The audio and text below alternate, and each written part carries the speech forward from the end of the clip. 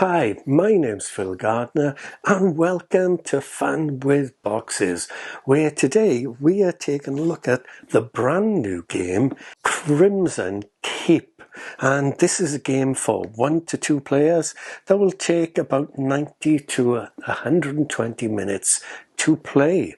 And this game is coming to crowdfunding on Kickstarter very soon indeed. I believe sometime in August 2025.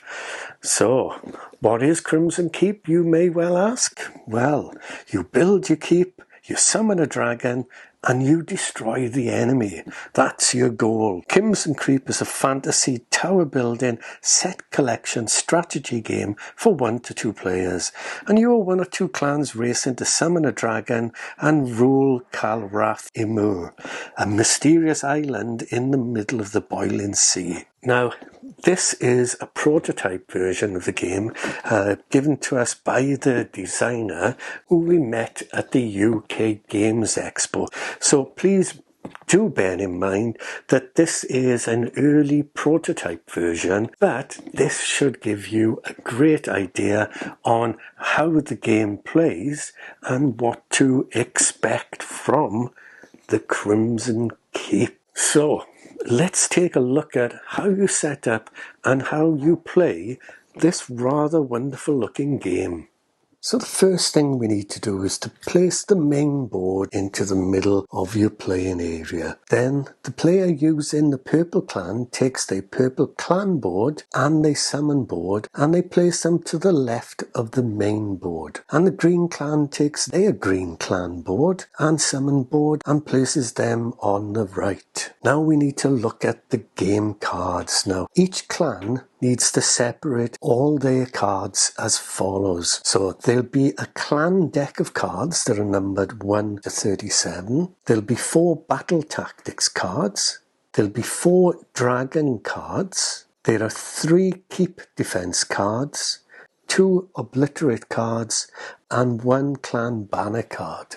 Now, from our clan deck, we need to remove 3 cards, and these are the summoning cards. And they are the clan leader, card number 30, the dragon crystal, card number 31, and the sorceress, card number 37. So you need to take these out of the clan deck and place these onto the summoning card space of your clan board. Then you shuffle all the remaining clan deck cards and place inactive side up onto the clan deck space of your clan board. And then you place your clan banner card on top of that clan deck. And this card is only used to cover the top card of the deck. Then you take your 4 battle tactics cards and place them face down on the battle tactics space of your clan board. And they can be placed in any order. Place all battle tokens on the main board between the 2 clan action tracks. And then each player will take their rune value tiles and they will take 2 1s and 2 2s. And they will place these randomly colour side up into the empty squares at the top of each column on the summon board. Then we place our trackers onto the first base of each action track on the main board and also place 1 circular tracker at the beginning of the summon track on the summon board. And lastly, you place the 3 dragon tokens on spaces 9, 15 and 21 of the summon track. And the last person to have seen a dragon takes the turn marker and places it on their side of the main board. Or of course you can choose randomly. And then what you can do is you can put all the remaining items back into your clan box because they will be used later on in the game but are not currently required. So that's the setup complete. And before we take a look at how to play the game, let's take a look at these cards. Now there are 3 card sets in the game and each will have a unique icon. There's the building cards that you use to build your keep, the combat cards to battle your enemy, and and cavern cards to use for enhanced actions. And you may only place a card from your hand on a board if both the card icon and the board space icons match. Okay, so let's take a look at a card. So we'll have a look at the Scorched Knights card. So here we have the set icon. This will show whether it's a building, combat or cavern card. We have the card name and the card number, and you don't have to worry about the card numbers. These are only used in the solo mode. Next, these icons will indicate if the card has access either to defense battle tokens or to their attack battle tokens. And at the bottom there we have the card's special ability. When a card is active, it has access to this special ability, and each card's special ability is unique, and how to use the card is described on the card itself. Now there are two important keywords in Crimson Keep. The first one is remove. If you remove a card, it is placed into your discard pile. If you destroy a card, it is taken out of the game entirely and put back into the box. Okay, let's take a look at your Crimson Keep. Now, building your keep is essential to your success, and this mystical tower is built on the building spaces of the main board. And to build a keep, you must follow these two rules. You can only use building cards, and you can only place a building card on a higher level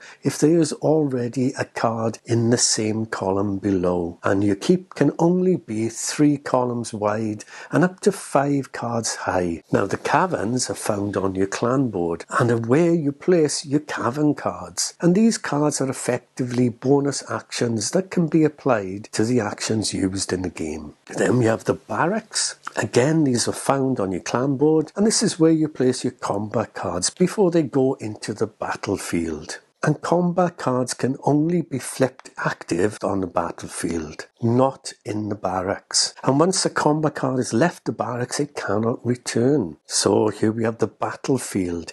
Any empty space on the main board between keeps is known as the battlefield, and this is where combat cards will battle. Now, only one combat card from each clan is allowed on the battlefield at any one time. And here we have the action track. So on each turn, you will take 2 actions, and you can do the same action twice, and you can choose from 7 different actions, which are grouped together into these 4 sections. And when you perform an action, you will move the relevant action tracker up 1 space on the track. Now, if the second action is on the same action track as your first action, you do not move the action tracker a second time. Now, if you notice on the action track, there is an icon and ability on the final space of its row, and you can perform one of the 2 free actions at any point during your turn. You do not have to use this free action immediately, and you can save it for a future turn. And after the free action has been used,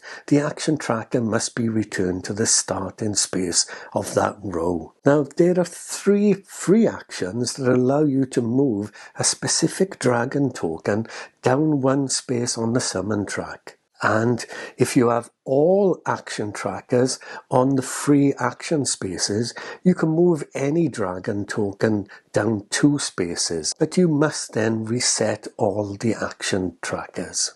Now, how to start the game. Each clan will draw the top 5 cards from their clan deck. Don't include the clan banner card. And they will take a look at these 5 cards, keep 3 of the cards, and place 2 of them onto the discard space on your clan board. And these 3 cards are your starting hand. And the clan with a turn marker is going to start the game. And this is exchanged each turn. And you and your opponent will take turns completing 2 actions, exchanging the turn marker each turn until one of you successfully summons the dragon. Once that happens, you immediately proceed to the final phase of the game. Now, let's take a look at the player actions. First we have a look at place. Now this first option is used to put one card from your hand or use one summoning card from your clan board and place it inactive on an empty board space with a matching set icon. And cards are always placed inactive unless they say otherwise. A card with a clan's colour banner at the top is an inactive card, and inactive cards are limited in their actions and cannot use their special ability. Now the second option is to place one combat card from your barracks onto your battlefield. Now this card must be placed on level 1 and in the space nearest to your keep.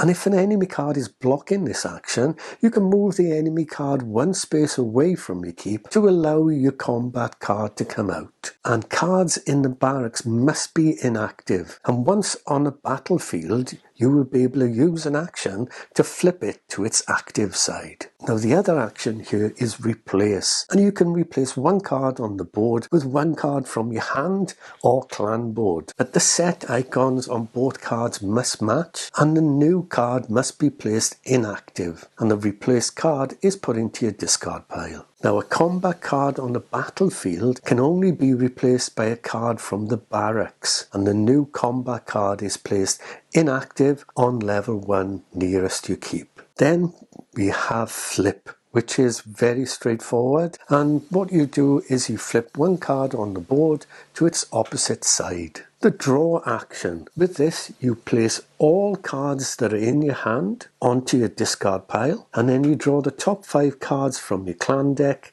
keep 3 and place 2 onto your discard pile. And if the clan deck runs out, then you shuffle the discard pile to create a new deck. Now there is a draw bonus. If you end your turn with no cards in your hand, you can automatically draw cards for free before your next turn, so that's very handy. And now we come to the special ability action.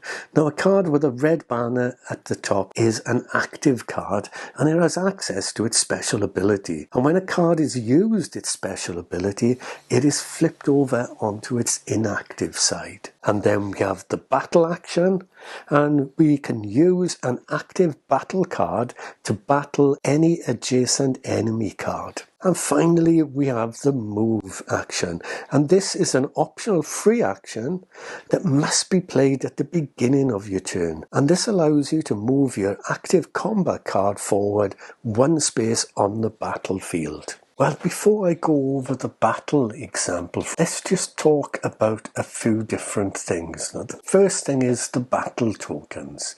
And you will get defense battle tokens and attack battle tokens. And you get these when flipping certain cards active in the game. And these tokens are used to boost your attack or defense in a battle. Now, for example, when the blacksmith is flipped, you can choose to place 2 attack battle tokens or 2 defense battle tokens on this card. If a card with a battle token is flipped to its inactive side, the battle tokens on it must be returned to the general supply. Now, there is something called Runic Alignment, and this occurs when you have 2 active building cards placed adjacent to each other that show identical runes. And as I said, this is known as a runic alignment. And when this happens, you can store a single battle token on each card. And each token must be a value 1, but could be a mix of attack or defense. And achieving runic alignment may mean you also discover a rune. If the runes on the building cards match a rune on your summoning board, then you have discovered that rune. But we'll have more about runes a little later. Now, there is a protection token, and that is when the Black Armory card uses its special ability. A protection token is placed on your active combat card on the battlefield. And if your combat card wins a battle, then you can ignore the remove rule and keep your combat card on the battlefield, but it is flipped inactive. And then finally, battle tactic cards. Now, Each clan starts with 4 battle tactic cards to choose from when they battle, and each card will have a unique ability to improve their attack or defense. And a battle tactics card cannot be used a second time until all others of that clan's battle tactics cards have been played. Okay, so let's take a look at the battle example. So in order to use the battle action, 2 cards must be adjacent unless otherwise stated on the card, and the attacking card must be active. And defending is automatic and doesn't require an action, but a defending card cannot use its special abilities. And you will follow these 5 steps. Now the first step is that each clan secretly chooses 1 battle's tactic card and places it face down in front of them. Now step 2, the defender chooses battle tokens. Now if a defender has a shield under its banner at the top of the card, it will have access to its defense battle tokens that have been stored on cards in their keep or on their clan board. And from these, the defender can choose which defense battle tokens it wants to use, if any, and places them on its defending card. If the defending card already has a token on it, this is just added to its defense. Now, any card that a defense battle token was removed from, it must be flipped inactive. And now into step 3, the attacker will choose battle tokens in the same manner. And of course, this will be only if the attacker has that attack icon under its banner at the top of the card. Again, any card that an attack battle token was removed from must be flipped inactive. And then we come to step 4, and we are going to roll attack and defense dice. Now each clan rolls 1 die unless otherwise stated on their card, and both will add their dice total to the value of their respective attack or defense battle tokens on their card. And then finally, step 5, reveal the battle tactic cards. And in this step, both attack and defense reveal their battle tactic cards and resolve their effects. Now the battle outcome, the highest total is going to be the victor, and in the case of a tie, another die is rolled by both players and added to their total, and this continues until there is a victor. And in this example, the attacker wins, so the defender must destroy their losing card. The combat card that wins the battle,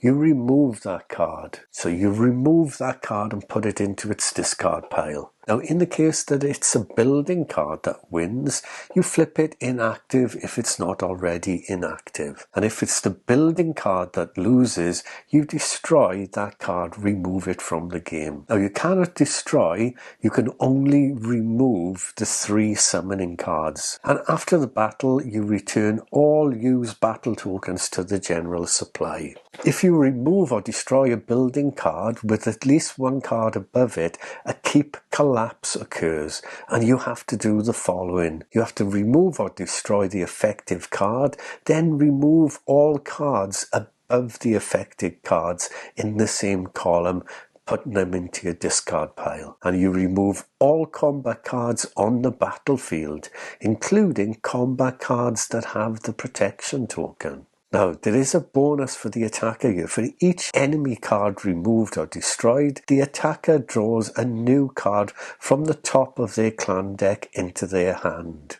Now, let's take a look at the summoning board and look at runes and how we get to summon a dragon. So the runes are found by completing objectives within the game, and they split into the 4 categories that are found on your summoning board. So we can see here the building runes, and they're found by building your keep. And then we have combat runes that can be found by defeating other cards in combat. Then runic alignment runes, which are found by making runic alignments. And finally, there's the clan runes. And these are found by placing cards on or using cards from your clan board. And when a rune has been found, you simply place it on the summoning board space with the matching rune icon. Now at the top of each column, there's a rune value tile. And the number on that tile is the value of each rune found in that column for the duration of the game. And when the first rune is found in each column, you will flip the tile over to its white side. The reason for this is around summoning a dragon. There's a summoning track at the bottom of each board. Now, each time you find a rune, you move your marker on the left hand side up the track equivalent to the value of the rune you just found. Now, if a combat objective is completed a second time, you flip the rune over to reveal its bonus value. And then you can move the marker along the summon track equal to the rune's bonus value. Now, you will notice there are 3 dragon tokens on the summon track, and these represent the 3 strengths of dragons that you can summon. There's the weak dragon, which is the lowest number that you'll be able to summon, and then there's a strong dragon, and finally there's the mighty dragon. Now, you are able to move each dragon token down the track closer to your marker by using the free actions available at the end of certain action tracks found on the main board. Now, summoning a dragon. Before you can summon a dragon, you will need to have completed the following 3 tasks. You need to have 3 runic value tiles flipped over. Now, you also have to have your 3 summoning cards active on your clan board. Now, on your clan board, you have the 3 summoning cards, and these can be placed in your keep using the place action during any turn. And you can only summon a dragon if all 3 of these cards are in your keep and active in your keep. And then finally, you have to have landed on or have passed a dragon token. So during the turn, when your marker lands on or passes a dragon token and you've completed the other tasks, then you can choose to either summon a dragon or pass. And if you summon a dragon, that's going to trigger the final battle. Now, you may not wish to summon the dragon at the moment because you want to summon a stronger one. And in this case, you pass and remove the dragon token and move your marker up 1 space. Now, if you land on or pass a dragon token but cannot summon, you must still remove the dragon token, but you do not move your marker up 1 space. Now, setting up for the final battle. And during the same turn a dragon is successfully summoned, the game end scenario immediately triggers and you follow the following steps. And the clan who summoned the dragon will now be referred to as the Dragon Clan. Now, the first step is the Dragon Clan updates their board.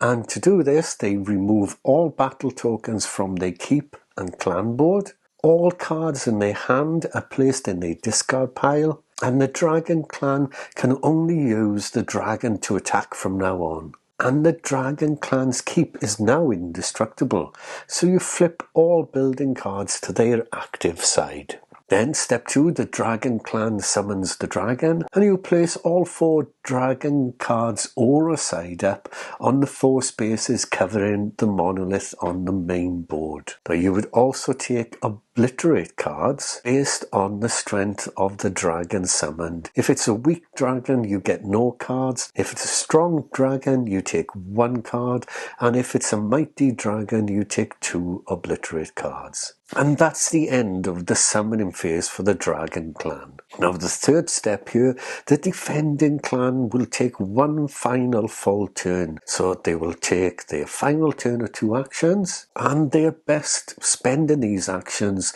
to strengthen their keep. Now, step 4, the defending clan is going to buy keep defense cards. And immediately after the defending clan finishes their final turn, they can buy defense cards. Without flipping any cards, the defending clan removes all battle tokens, attack and defense from their boards. The total value of these battle tokens are then used to buy keep defense cards, and these cards will be used against the dragon in the final battle. If you have a total of 4 to 7 token points, then you get 1 keep defense card. If you got 8 to 11, you'll get 2 keep defense cards, and if you got 12 or more, you will take take all 3 keep defense cards, and the defenders can select what keep defense cards they want, and each card has 2 options, so when using them, make sure to place them face down with the chosen effect at the top of the card. And then finally, there is now only 1 action per turn. So after the defending clan has chosen their keep defense cards, if they're able to take any, then play returns to the dragon clan, but now both clans only have 1 action per turn. So defending a keep. Each column in the defending keep has a defense total, and to find out what this total is, you must add the value of each card in the column. So an inactive building offers no defense, an active building has a value of 2, an inactive summoning card has a value of 3, and an active summoning card has a value of 4. Now you will need this defense value for the final battle. Now in the final battle, the dragon clan will attack the defending clan's keep using either its dragon's obliterate card, or if they don't have any obliterate cards, using its fire attack. Now reveal and play one of these cards, and it completely destroys the keep column it targets. And when a column is destroyed, the defenders cannot build their keep in this column anymore. And to help illustrate this, the obliterate card can be placed on level 1 of the destroyed column. If the keep is not fully destroyed, then the defending clan has another turn. Remember, only 1 action. Now the dragon clan could use a fire attack, and the dragon must fire attack the keep column it's closest to. And we resolve this in the following order.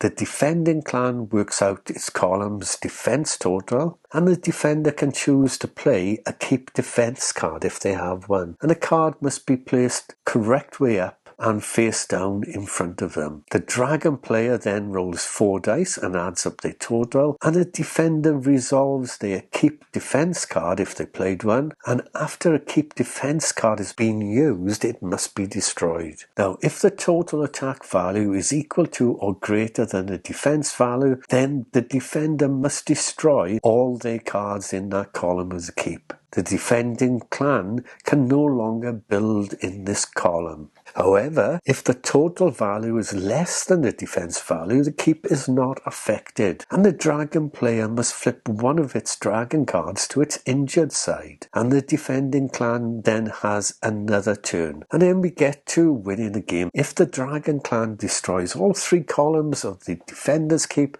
then they have won the game and are now rulers of Calrath Imur. If the dragon has been injured 4 times, however, the dragon now is in its final death throes and twists and turns in the air, and the dragon clan must roll 1 die. Now if they roll a 1 through to 5, in its dying fit of rage, the dragon turns on its own and flies straight into its own keep, destroying everything in a canopy of fire, wings and teeth. The attacking clan is completely destroyed, and the defending clan wins the game. However, if you roll a 6, then you manage to control the dying beast for 1 last fatal attack. The dragon flies straight into the defending keep and destroys 1 column. And if this was the last column, then the attacking clan wins. Otherwise, the defending clan will win. And that's how you play a game of Crimson Keep. There are a number of different things that you can do in this game, but this game comes with some fantastic player aids that will give you all the general rules that we've gone over, including how to battle, about the keep collapse and the final battle. And also on these quick reference cards are all the special abilities laid out for you. In addition to this, you have an excellent game summary on the back page of the rulebook, which will guide you through the setup, player actions, everything you need to play this game. So you have some fantastic rules reference material available to you. And this will greatly help you when you first play and learn the game. We certainly enjoyed playing this game. You can play it solo, or you can play it as a 2-player battling game, and it's got some interesting mechanics, and it is a lot to think about. Are you building up your keep so that if the enemy summons a dragon, you're going to be able to defend against it and defeat that dragon? Or do you go and try and get your dragon as soon as you can and launch an attack earlier on your enemy and see if you can destroy their keep? It is a very, very interesting game. And like I say, we really enjoy playing this. Like I say, this is coming to Kickstarter very, very soon.